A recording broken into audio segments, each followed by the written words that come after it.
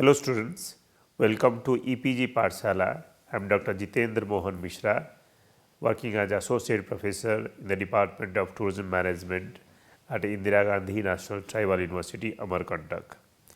Today, I am going to give presentation on the topic Tourism and Governance. After completing this module, students will be able to understand the concept of governance, relevance of tourism and governance, know the challenges and complexities in governance and tourism system, and understand the issues liable for the effective governance in the Indian context. Let us introduce the subject.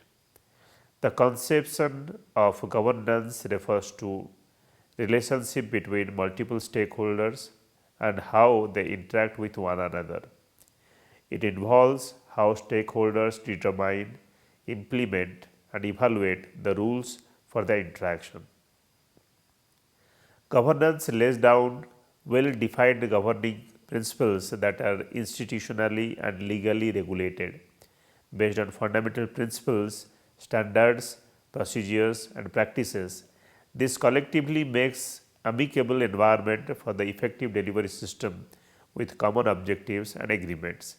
These processes expect coordination and cooperation for the achievement of defined objectives that tourism service providers aim to target for delivery of quality service and optimization of profits.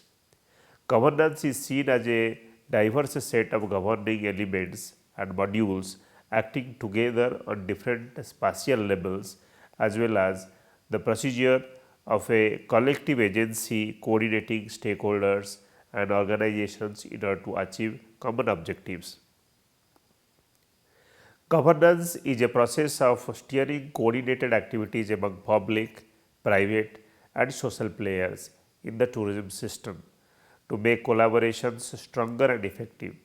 Hence, tourism is a segment with activities that comprise of various direct and indirect interrelationship and linkages among different type of players and representatives coordinating in the making of leisure, goods and services consumed or enjoyed by tourists or visitors. Tourism from the public perspective waves its way into almost every aspect of a business and its economy and its social fabric, culture, nature, community, business and so on.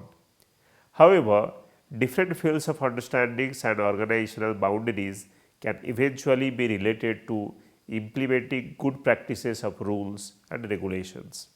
In the run through processes, these conditions result in a certain weakness in the patterns of government for effective synchronization and collaboration in governance system, but within the public sector and the actors and agents of tourism. Apparently, it can also make it challenging to develop a dynamic governance system for the purpose of systematic planning and managing destinations, making the flow of most of the benefits of the activities to the host destinations.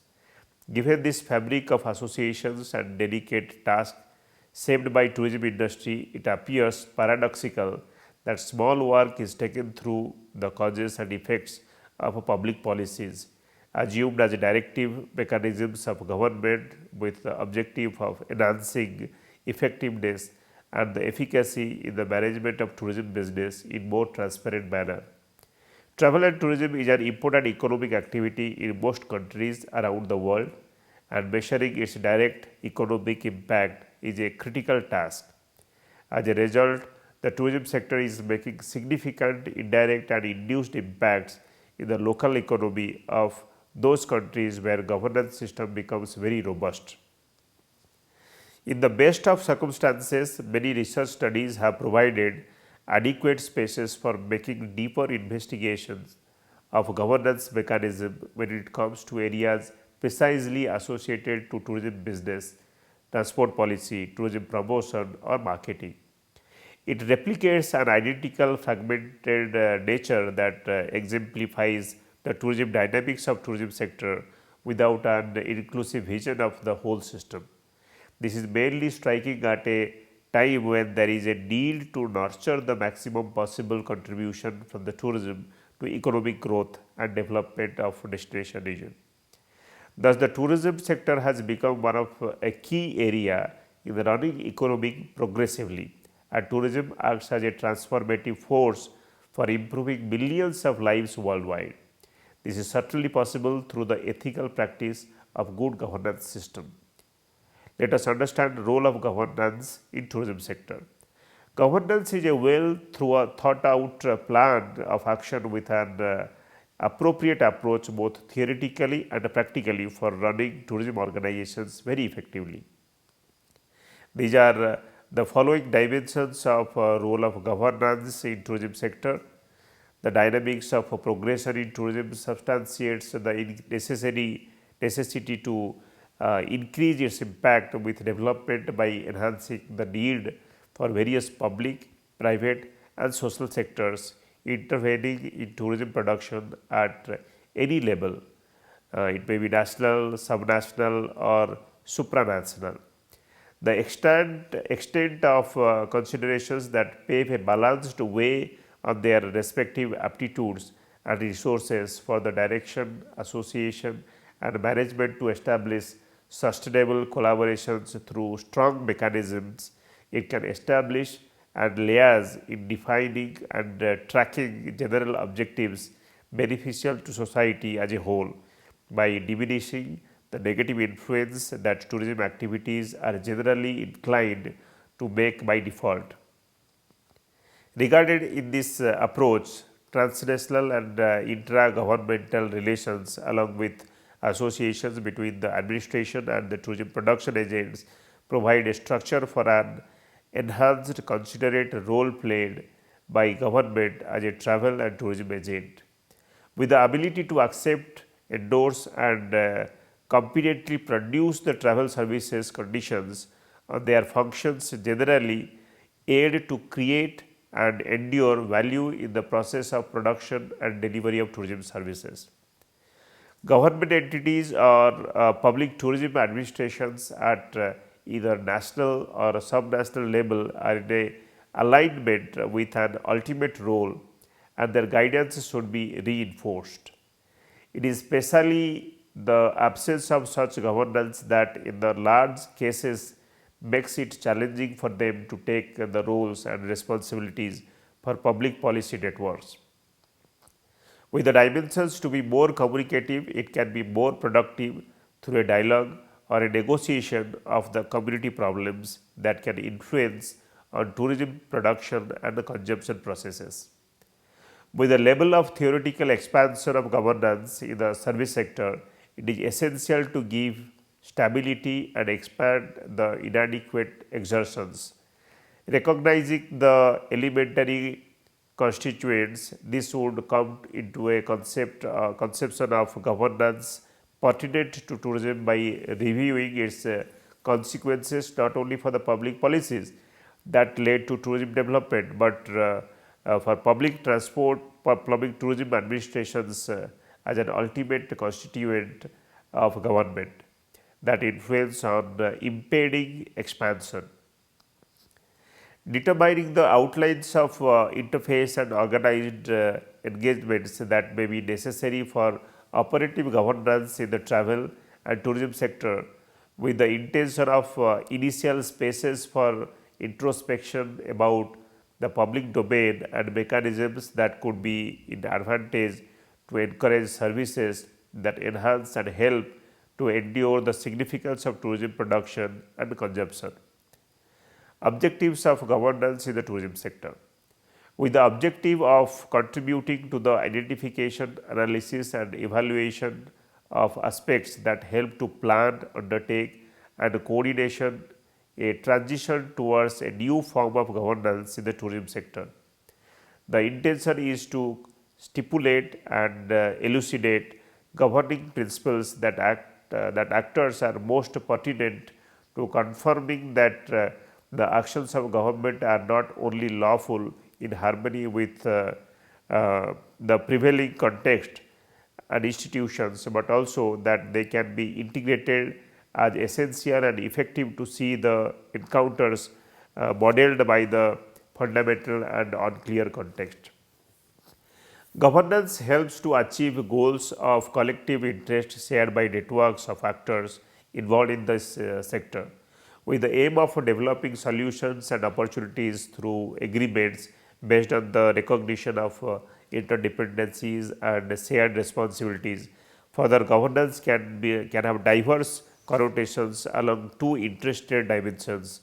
The first is directive capacity of government on wavering by its official powers and resources, regardless of its regional extent, to encourage and evidently exercise mechanisms of coordination, collaboration, and cooperation are subject to accountability with linkages of actors based on agreements recognizing interdependencies and collective responsibilities. Second, direct effectiveness derived from the effective use of organized powers and resources for management, association, and cooperation, categorized by co-responsibility, transparency, and accountability, which are fundamental to the definition and achievement of objectives with respect to mutually beneficial solutions and opportunities in the general interest. Conferring to these two diverse connotations, governance merely exists for the simple reason that a government is authorized and has official resources for coordination, collaboration, and cooperation. These are necessary but not sufficient conditions for the existence of governance. In any case, emphasis is placed on the willingness and aptitude of a government to practice coordination, collaboration, and cooperation as a directive guidelines for its interaction, with the aim of making it possible for networks of actors such as public, private, and social sector not only to recognize but also to participate in and endorse the objectives of general interest. Such guidelines should be based on approaches especially relevant to the tourism sector. Alternative methodology relates to the growth of methods of connotation between the government and other agencies such as public, private, and non-governmental and social sector organizations for the supply of certain public services, either on a joint basis or on the basis of delegation. It should be remembered that no one of the public administrations, including those concerned with tourism, are established or well founded, but they have the capacity by themselves to deal with the challenges of globalization. Public governments currently need to adopt or deepen mechanisms for co-management both with other public institutions and private organizations, profit or non-profit, as well as with the citizens, to achieve a level of performance that makes it possible to provide public services in an acceptable and economically sustainable way, as well as with the adequacy and the quality required by the citizens. Tools for governance system. There are basically two particular tools that should be used in the tourism sector with regard to governance: partnerships and the creative of tourism observatories. Public-private partnerships, understood broadly as the tools for producing relevant changes in public administration, are especially important in this context, particularly in a sector of activity like tourism, where interaction among an extensive and complex range of actors and agents, public, private, are basic and indispensable for the production of consumer goods and services in tourism sector. There are different forms of public-private collaboration. The most common is external contracting, which entails collaboration with a public enterprise as well as outsourcing. The different forms of collaboration should not be limited to the public-private sphere only. They should also extend to relations between public administrations themselves and between them and the citizens. Given the situation, most modern states are structured on a territorial basis based on complex multi-level models requiring fluid intergovernmental relations or effective or cross-cutting systems of collaboration and transfers of knowledge among different spheres of public administration. There is a profound asymmetry within public administrations itself.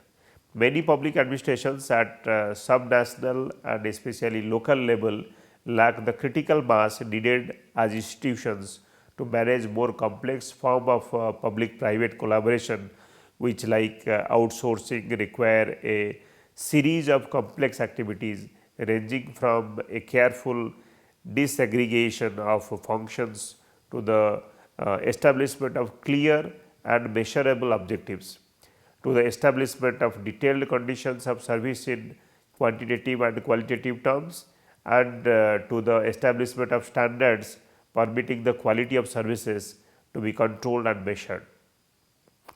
In the case of public collaboration with citizens, there has been increasingly extensive citizen participation and co-production of public services, which revitalizes the concept of citizenship by no longer seeking solely to expand rights, but also to deepen obligations. Collaborative public and private relations tend to grow as a result of cooperation mechanisms that can be established as the need arises to facilitate interaction among the different public administrations and even between them and third parties. In pursuit of a common objective, such mechanisms include at a minimum those of a sectoral nature that can be developed even at the international level to deal with concrete issues in a particular sector involving the parties, as well as cooperation mechanisms of an instrumental character such as collaboration agreements, joint plans and programs, consultations and so on. They were created out of recognition for the importance of tourism in the territorial units where they conduct their work. Their main objective is usually to provide useful information for different agents in the sector. They also serve as a platform for meetings among these agents to detect trends and report situations that may affect tourism activity. They have enormous potential for use in supporting the design and evaluation of public policies. Guidelines for measurement of governance in tourism sector.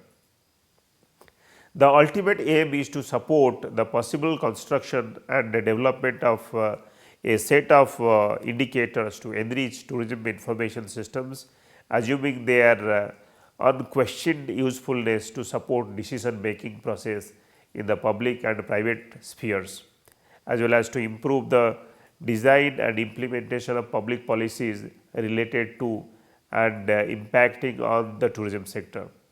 According to the definition proposed, governance would have to occur where public administrations responsible for tourism policies effectively manage this sector at the different levels of government as a result of having had explicit powers conferred upon them for the coordination of governmental and non-governmental actors in the different territorial units. Having been assigned to collaborate and cooperate with them, and having had placed at their disposal mechanisms and instruments for use in coordination, collaboration and cooperation in a co-responsible, transparent and accountable manner, it may be directive capacity or dimension, and having coordinated the participation of the multiplicity of governmental and extra governmental actors in the different territorial units in the establishment of goals of collective interest, providing solutions and opportunities in addition to collaborating and cooperating with those actors on execution. Directive effectiveness dimension, viewed in other terms, the space occupied by governance in the tourism sector is defined by the dimensions of directive capacity and effectiveness. Each of these dimensions require its own set of resources, types of competencies, resources, actors, fields of application and so on, which are specific to each of them and consideration, because it is through them that the space occupied by the governance can be described and explained. The observable facts that make it possible to measure the space occupied by governance in the tourism sector, apart from distinguishing some of its specific characteristics and behaviors, should be suitable for grouping around the fields of observation most relevant to the two dimensions that we indicated. The following 5 fields are proposed for initial consideration. They are: number 1, legal normative means for the exercise of public coordination, collaboration and cooperation in the sectoral and territorial structures of government. Second, legal normative means for the formation and development of public private collaborative and cooperative relations. Number 3, legal normative means of ensuring co-responsibility, transparency and accountability in public and private relations. Next, exercise of public coordination and collaboration and cooperation. Then exercise of public private collaboration and cooperation. There is a direct correspondence between the different fields, because the aim is to investigate to what extent the institutional capacities have been translated into effectively into government practices supported by diverse structures and mechanisms that would tend to give new content, scope to management of public and private relations in pursuit of public policy objectives. In the field of tourism, co-responsibility, transparency and accountability, it should be reiterated, have been assigned an important role in the exercise of a public private coordination and collaboration, because it expands the information available not only on results, but also on the quality of public and private participation in obtaining those results. India needs national standards strategy, a governance with conformity assessment. Governance and resilience are essential parameters for high performance indications and for global sustainability. The built environment enabled with farm and growth oriented initiatives by varied sectors supporting tourism and leisure business runs effectively by a continuous engagement and innovative strategies backed by an efficient standards and development system involving stakeholders in the overall initiative. It is imperative for the nation to look forward for a complete and officious national standards strategy for crafting an effective governance and conformity assessment archetype to lay strong foundation. Quality standards with ideal governance system.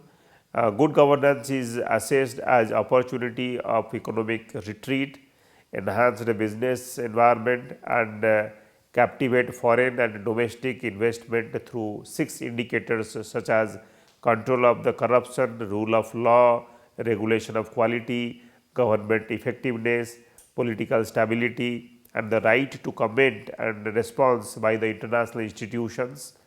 On the other hand, tourism is as one of the active factors in the expansion of social, cultural and economic world. Commonly, tourism is a phenomenon that depends on different needs of social, economic and historical resources.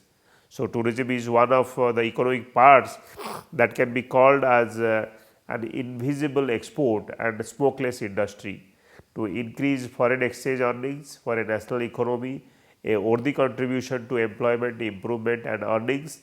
This industry pushes forward other industries, especially like hotel, restaurant, internal and international transportation and handicraft industry. It has played an important role for countries that are facing with unemployment problem. In the recent times, this industry plays the important role in the world's economy, and most of the countries increase their share of world's tourism market through enforcing accountable governance system in tourism sector.